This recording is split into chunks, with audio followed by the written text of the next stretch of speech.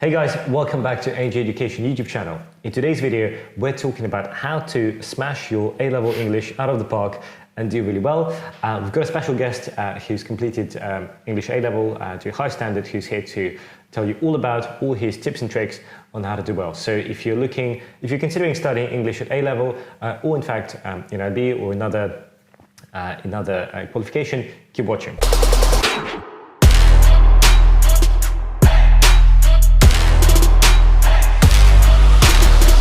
Great. So our special guest is Ollie Scott. Hi, Ollie. Hi, Sonny. For those of you who are just watching us for the first time, Ollie has recently graduated from Downing College, Cambridge, with a first-class degree in history, and Ollie has done English A-levels as one of his A-levels, which is why he's qualified to talk about it. So, Ollie, how's your summer been so far? Yeah, it's been really good. Trying to learn how to drive, which has been quite terrifying in London. But yeah, other than that, it's been good. Well, I'll be sure to watch out in the when I'm walking in the home tonight. But Ollie, just tell us, what's the structure of English A-level? Yeah, so there now will be 2 years. I think they tend to have got rid of AS levels. And then it will depend obviously slightly on the exam board. And also if you're doing English literature or English literature and language, like I did straight English literature. My one on OCR, from what I remember, was sort of one bit on Shakespeare, so I did Hamlet. So that's where you're kind of reading a play quite in depth, although I imagine it could be a novel or something like that. You'll probably tend to read a book or something, one book quite in depth. Then I had some other things where you're sort of comparing different bits of literature, and then typically some coursework as well. And within these, you might get, within an exam, some like elements of the text, and you have to comment on that too. So it will be pretty wide and broad range. Okay. And what's the so if I'm guessing all of your exams at the end of the second year?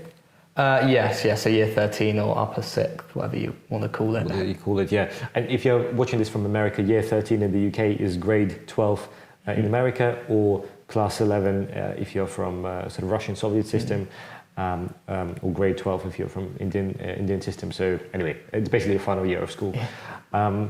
Okay, and you mentioned this coursework. So how much does it normally count for? I think mine was about a quarter. I might have misquoted that. It's something like that. I mean, it's enough to make a difference, obviously. And then within that, I did 2 separate bits. So I did quite a short piece on Philip Larkin, so on poetry. And then I did a comparative essay, which looked, I think, Ishiguro and the history boys, so quite modern things there. But I had another one looking at Chaucer, which is, what's that, 14th century. So you get a very big range there. Yeah. And this coursework, when do you complete it and how much time do you have to do it? So I had one in year 12, I think, and then one in year 13. My year 13 one was in the first term, and it might be worth being aware, I also had history coursework in the same term, and you might well be applying to universities, especially if you're doing Oxbridge around that time. So trying to think ahead, they should tell you when your thing is due, and you'll get a draft and you'll get plenty of time. But normally I think first term, 'cause once you get past Christmas, they really want you to be gearing up to exams and not worrying about coursework. So it sounds like the advice that you always give our students in other videos is the time management is really important here. Get that. It's just thinking a bit ahead. It's probably easier if you can spend 10 minutes today thinking about what you're going to do a few weeks from now. It'll be much better than having an hour panicking there. I'll be sure to do that tonight. Okay, and so you've got a quarter, roughly a quarter, give or take, I guess, different exam boards, 3 quarters roughly coming at the end of your exams. But what an English degree is actually useful for, because I'm guessing we don't need as many English teachers as there are students who are doing A-level English. Yeah, I mean, I suspect the equivalent says that all people who do A-level English then want to become English teachers. I don't think that would be true. But yeah, useful. I mean, one, as I always say with A-levels is like, I'd choose stuff you actually think you'll enjoy. Like, I'm not saying you're going to get up every morning and think, oh, thank God I've got English on Monday, but something that you might enjoy, and then that's reason enough to a certain extent to do it. But then English, I mean, is also just teaching you lots of kind of transferable skills, as will, I think, most humanities. So reading a lot of information and dissecting it and having your own opinions and essay writing, all of those sort of skills too should come into it. So what you're saying, even though you may not be interested in becoming an academic, pursuing English or going into teaching, but the A-level in English gives you transferable skills? Yeah, definitely. I very much enjoyed doing it, and yeah, I think it should hopefully improve the way you write and the way you like digest information and like understand things like rhetorical techniques and literary techniques. Can be very useful if you're reading, I don't know, a newspaper article. You can see what they're doing to try and persuade you, and then can kind of make a judgment after that, which might be quite helpful. Just in general. So yeah. So basically, you can identify when someone's trying to influence you. Yeah. I mean, I'm not. Yeah, you're not going to be like, I don't know, Derren Brown. Does Derren Brown do that? But like, it's not going to be magic or anything like that. But I think it will help you. Yeah, like learn, and for you, like how you could be persuasive when you talk to people. Or if you do end up writing anything.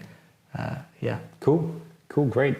Well, Ollie, just as we're wrapping up, do you have any top 3 tips for students, aspiring English students, for how they can maximize their chances of getting a good grade?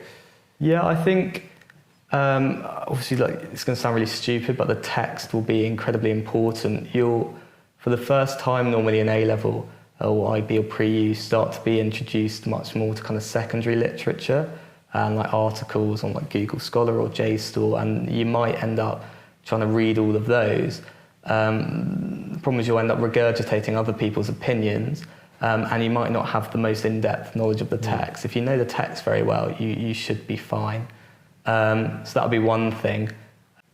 I guess, on comparative ones, which is quite a common theme in a lot of the exam boards nowadays, is, again, like reading for a purpose, like jotting down things, like if you're reading X text, you're going to compare it to Y. Just think as you read through, like, oh, that could be really useful, and note it down, and then you can kind of come back to it. And maybe third thing, which is just a technical thing, and for coursework, is please sort of footnote as you go along, and make sure, again, like, you note where you've got stuff from. That will save you so much time.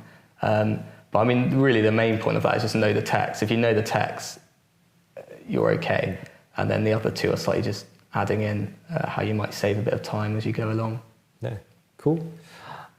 Great. Well, Ollie, this has all been super helpful.